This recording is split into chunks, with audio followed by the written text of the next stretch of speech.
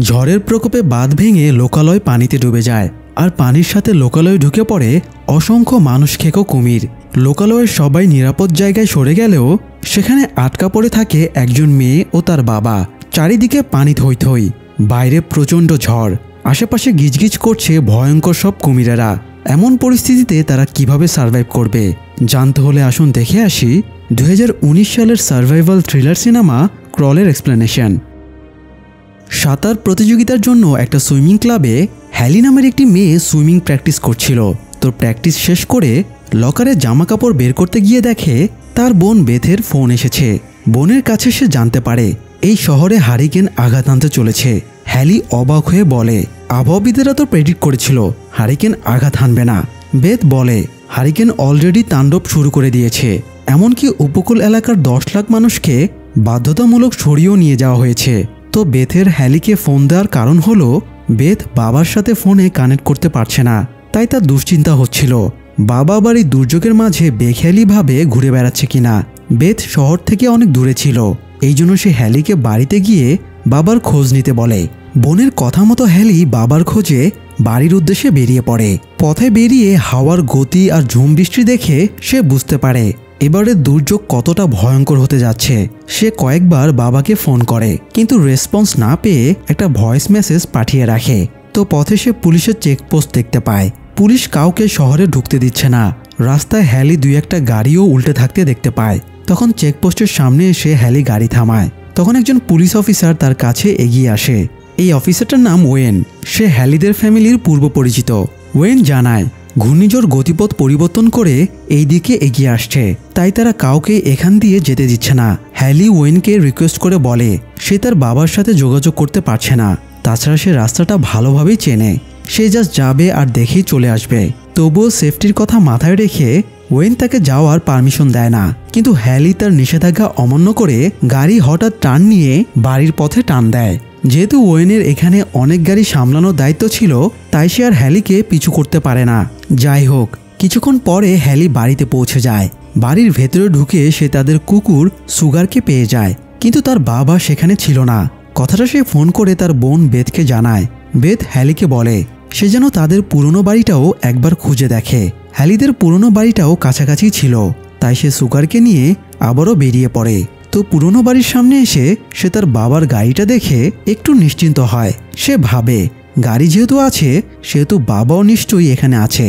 কিন্তু ভেতরে ঢুকে বাবাকে অনেক ডাকলেও সে কোনো সাড়া শব্দ পায় না। পুরো বাড়ি খুঁজেও বাবাকে না পেয়ে এবার সে বাবার নম্বরে ফোন করে। তখন বাবার ফোনের রিংটোন বেজে ওঠে। সে রিংটোন ফলো করে বাবার মোবাইলটা বেসিনের উপরে খুঁজে পায়। এ সময় একটা গাছ উপড়ে বাড়ির জানালার উপরে পড়ে। এতে হ্যালি বেশ ঘাবড়ে যায়। এদিকে সুগার বেসমেন্টের কাছে এসে ঘেউ ঘেউ করে হ্যালিকে ডাকতে থাকে। সুগারের ডাক শুনে হ্যালি বেসমেন্টের কাছে যায়। বেসমেন্টের দরজা খোলা ছিল দেখে সে সিঁড়ি বেয়ে বেসমেন্টের ভেতরে নেমে যায়। বেসমেন্টের মেঝে প্রচুর নোংরা ছিল, চারিদিকে দুর্গন্ধ, ইঁদুর চিকা আর কাদায় একদম ছড়াছড়ি। তবুও হ্যালি বাবাকে বেসমেন্টের ভেতরে খুঁজে বেড়াতে থাকে। এরপরে হঠাৎ সে একটা পাইপে রক্ত দেখে চমকে ওঠে।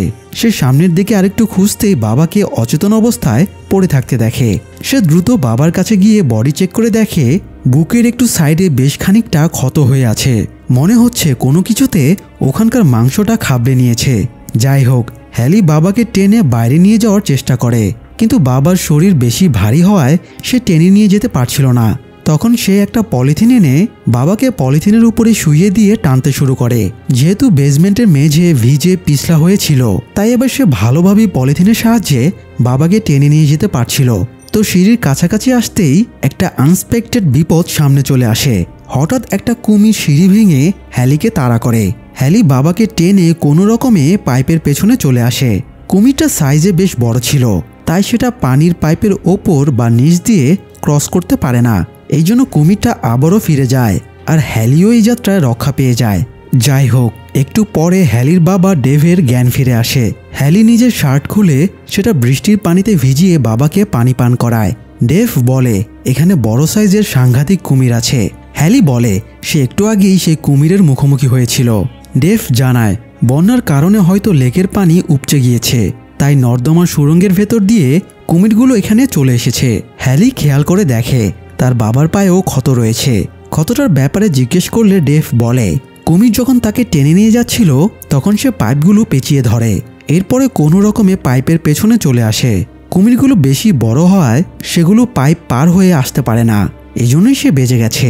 হ্যালি বলে এখানে তারা বেশিক্ষণ আটকে থাকতে পারবে না, তাদের বাইরের কারো সাহায্য লাগবে। সে পালানোর সময় মোবাইলটা ফেলে এসেছিল, তাই আবারও মোবাইলটা নিতে সে এগিয়ে যায়। এই সময় সে দেখে এখানে একটা না বরং দুটো কুমির রয়েছে। সে আস্তে ধীরে নিঃশব্দে এগিয়ে যায়। এরপরে তার মোবাইলটাও খুঁজে পায়। সে মোবাইলটা তুলেই ইমার্জেন্সি হটলাইনে সাহায্যের জন্য ফোন করে, কিন্তু তখনই একটা কুমির তার পেছনে চলে আসে। সে পালানোর চেষ্টা করলেও কুমির তার পায়ে কামড়ে ধরে। এরপরে তাকে আঁচড়াতে শুরু করে। হ্যালি কোনো রকমে অন্য পা দিয়ে লাথি দিয়ে নিজেকে ছাড়িয়ে নিয়ে দৌড় দেয়। তখন সে আরেকটা কুমিরের সামনে পড়ে। হ্যালি হাতের কাছে একটা স্ক্রুড্রাইভার পেয়ে সেটা কুমিরটার চোখের ভেতরে ঢুকিয়ে দেয়। এরপরে কোনো রকমে আরেক সাইডের কয়েকটা পাইপের পেছনে লুকিয়ে পড়ে, ফলে এবারও সে কুমিরের হাত থেকে বেঁচে যায়। এদিকে ডেভ বারবার হ্যালিকে ডেকে জিজ্ঞেস করতে থাকে সে ঠিক আছে কিনা।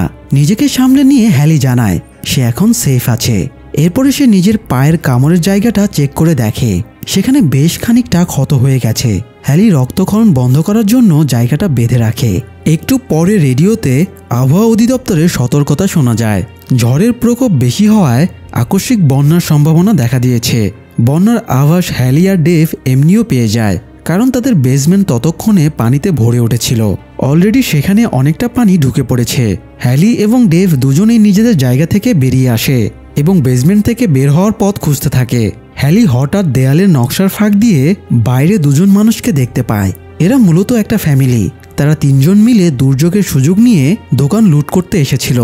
দুজনে তো নিজেদের প্রয়োজনীয় জিনিস নৌকায় তুলে নিয়েছিল, কিন্তু আরেকজন তখনও স্টোরের ভেতরে নিজের প্রয়োজনীয় জিনিস লুট করছিল। তখন হ্যালি সাহায্যের জন্য তাদেরকে দৃষ্টি আকর্ষণের চেষ্টা করে, কিন্তু তারা হ্যালিকে দেখতে পায় না। এই সময় আরেকটা অঘটন ঘটে যায়। হঠাৎ কয়েকটা কুমির তিনজনের ওপরই অ্যাটাক করে আর মুহূর্তের ভেতরেই তাদের ছিন্নভিন্ন করে খেয়ে নেয়। এর থেকে হ্যালি বুঝতে পারে পুরো এলাকাটায় অসংখ্য কুমিরে ভরে গিয়েছে। হ্যালি কোনো রকমে বেসমেন্টের দরজার কাছে আসে, কিন্তু দুর্ভাগ্যবশত দরজাটা আটকে গিয়েছিল। সেটা কোনোভাবেই খুলছিল না। ব্যাপারটা সে বাবাকে জানায় এবং বিকল্প পথ হিসেবে নর্দমার পাইপের ভেতর দিয়ে বের হবার কথা বলে। কিন্তু ডেভ জানায় কুমিরগুলো ওই নর্দমার পাইপের ভেতর দিয়ে এখানে এসেছে, তাই ওই পথে যাওয়াটা রিস্কি হবে। সে হ্যালিকে তার কাছে আসতে বলে। তারা দুজনে মিলে কোনো একটা পথ বের করে ফেলবে। যাই হোক, এদিকে ঝড়ের প্রকোপ আরও বাড়ছিল।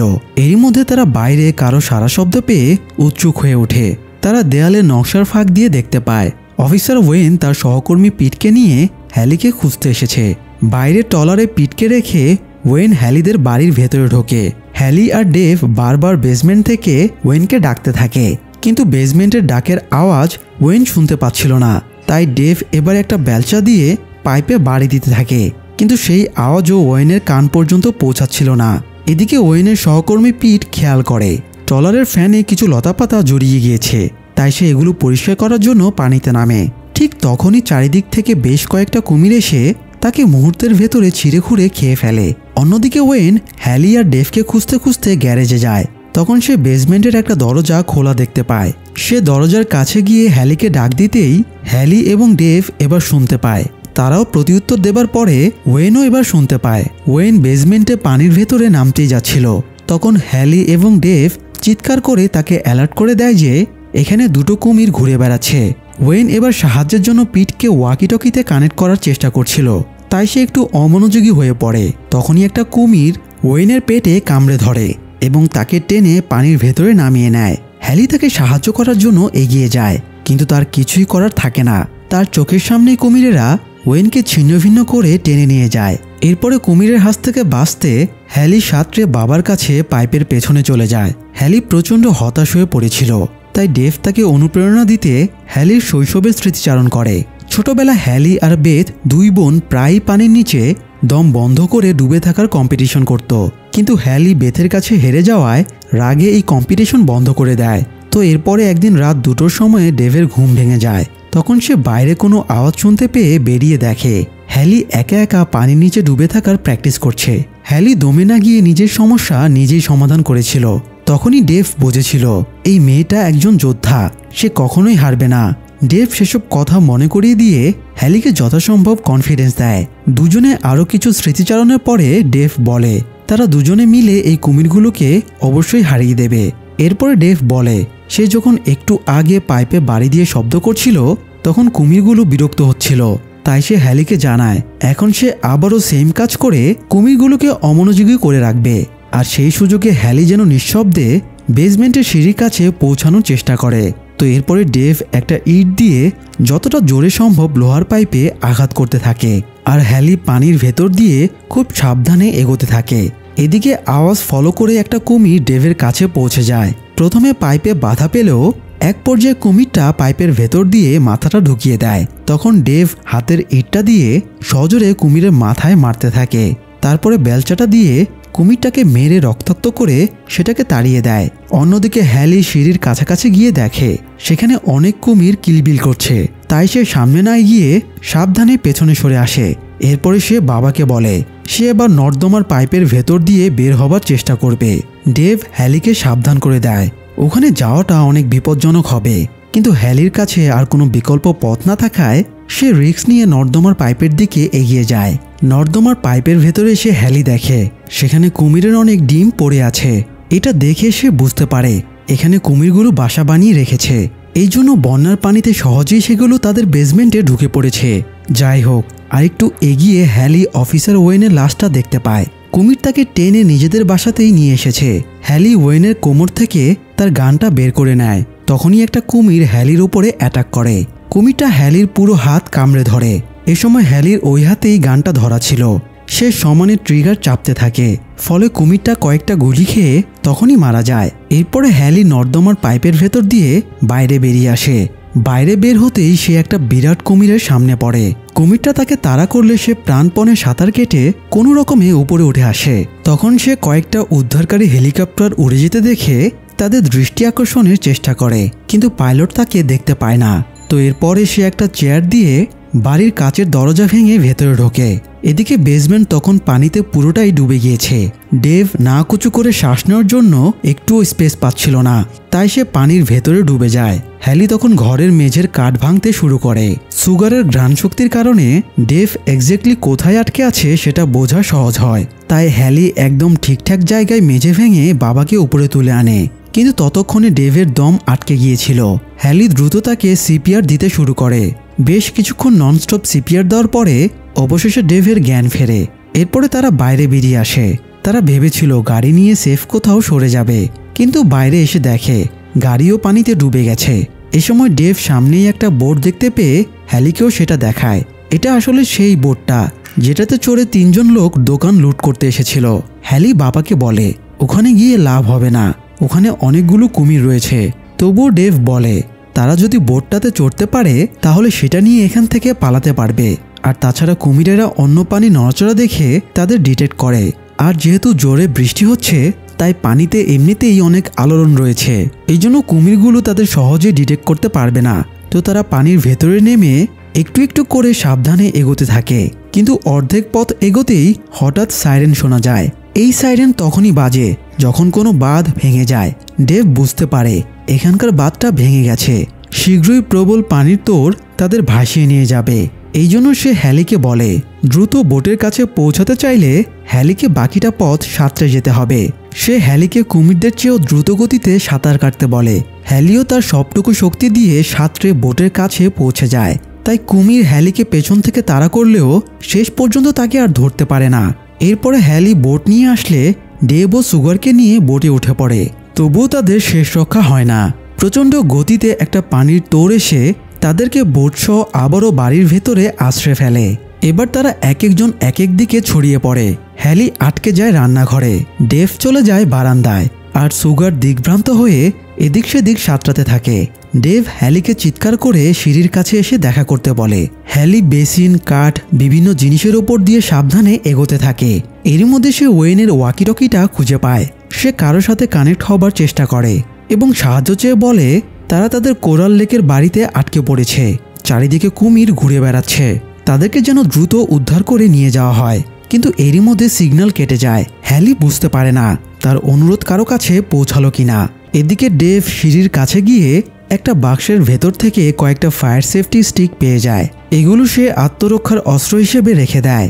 এরপরে সে আবারও পানিতে নেমে সুগারকে দেখতে পেয়ে তাকে উদ্ধার করে, কিন্তু এরই মধ্যে আবার একটা কুমির এসে তাকে অ্যাটাক করে এবং এবার কুমিরটা তার পুরো হাত কামড়ে ছিঁড়ে নিয়ে চলে যায়। বাবার আর্তনাদ শুনে হ্যালি এগিয়ে আসলে কুমিরটা এবার তাকেও তাড়া করে। প্রাণ বাঁচাতে হ্যালি বাথরুমে ঢুকে পড়ে। এরপরে কৌশলে কুমিরটাকে বাথরুমেই আটকে রেখে বেরিয়ে আসে। এরপরে সিঁড়ি বেয়ে তারা টপ ফ্লোরে উঠে আসে। তারা ছাদে উঠবে। এ সময় হ্যালি উদ্ধারকারী হেলিকপ্টার দেখতে পায়। সে একটা ফায়ার সেফটি স্টিক জ্বালিয়ে জানালা দিয়ে উদ্ধারকারীদের দৃষ্টি আকর্ষণ করে, আর এবার উদ্ধারকারীরা তাকে দেখতেও পায়। কিন্তু উদ্ধারকারীদের পাশাপাশি একটা কুমিরও তাকে দেখতে পায়, আর সাথে সাথে জানালা ভেঙে কুমিরটা তাকে অ্যাটাক করে। যদিও এবার হ্যালি কুমিরের আক্রমণ থেকে বেঁচে যায়। হ্যালি বাবাকে ছাদে চলে যেতে বলে। সেও ছাদে যাওয়ার পথ খুঁজছিল, কিন্তু তার আগেই একটা কুমির তার ঘাড়ে কামড় বসিয়ে দেয়। হ্যালি কোনো রকমে হাত বাড়িয়ে একটা ফায়ার স্টিক তুলে সেটা দিয়ে কুমিরটাকে শক দিয়ে নিজেকে ছাড়িয়ে নেয়। এরপর সে দ্রুত ছাদের কাছে চলে যায়, কিন্তু ছাদে ওঠার আগে কুমিরটা তাকে আবারও অ্যাটাক করে। যদিও এবার কোনো ক্ষতি করার আগে ডেভ মেয়েকে হাত ধরে টেনে ছাদে তুলে নেয়। ছাদ বাদে পুরো বাড়িটাই একদম পানিতে ডুবে গিয়েছিল। ছাদে আসতে পেরে দুজনে কোনো রকমে হাঁপ ছেড়ে বাঁচে। এ সময় তারা আবারও উদ্ধারকারী হেলিকপ্টারটা দেখতে পায়। হ্যালি আরেকটা ফায়ার সেফটি স্টিক জ্বালিয়ে উদ্ধারকারীদের সিগন্যাল দেয়। উদ্ধারকারীরা এবার তাদের ভালো মতোই দেখতে পায় এবং তাদেরকে সেফলি উদ্ধার করে নিয়ে যায়। সেই সাথে ডেভ, হ্যালি এবং সুগারের সার্ভাইভের গল্প এখানেই শেষ হয়ে যায়। দর্শক, এই থ্রিলিং গা ছমছমে গল্পটা আপনাদের কেমন লেগেছে? এরকম আরও গল্প পেতে আমাদের পাশেই থাকুন। ধন্যবাদ।